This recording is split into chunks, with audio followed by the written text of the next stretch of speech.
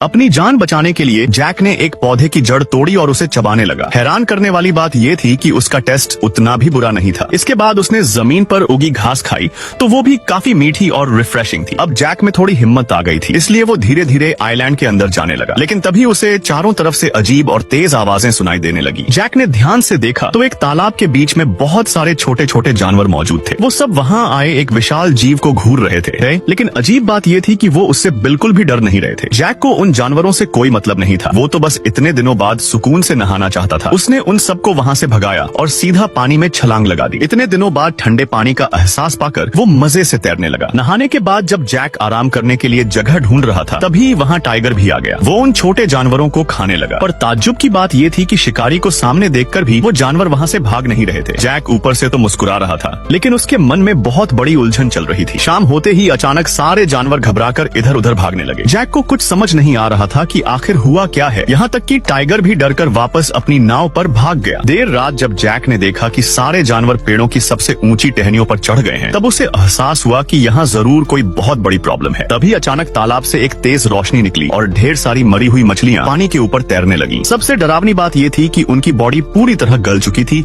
और सिर्फ हड्डियां बची थी। जैक की समझ से बाहर था कि इस आइलैंड का खौफनाक राज क्या है। वो खूब दंग रह गया। उसे समझ आ गया कि ये आइलैंड इंसानों को निगल जाता है। उसे बिना देर किए यहाँ से निकलना होगा।